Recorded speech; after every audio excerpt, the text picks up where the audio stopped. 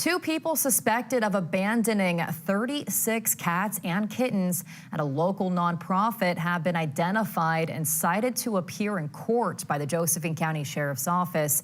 NBC5's Lauren Preto met with the nonprofit to understand how damaging these actions were. It was a little over 3 months ago that 36 cats and kittens were left here at the Valley Humane Society in Grants Pass. The executive director tells me they were left in horrific conditions.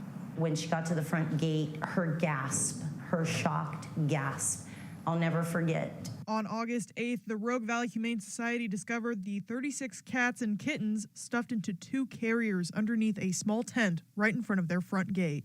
They sprung into action, working to triage, hydrate, and warm the animals from 9:30 that night till about 4 a.m. Unfortunately, 4 of the cats didn't make it.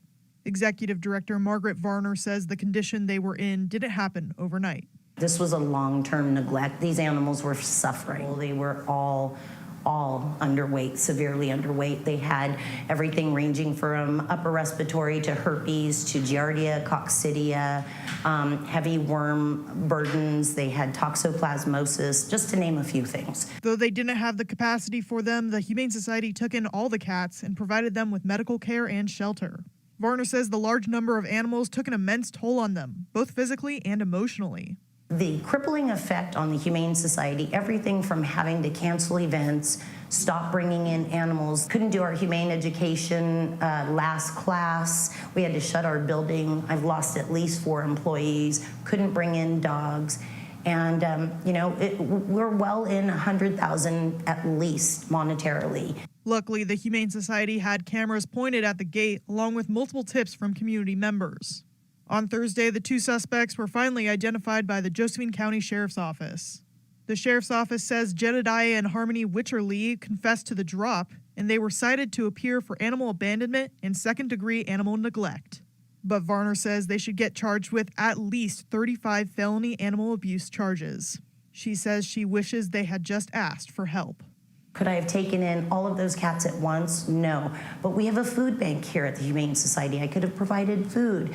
We have a spay-neuter clinic that we just opened. We do the trap-neuter release program in the community.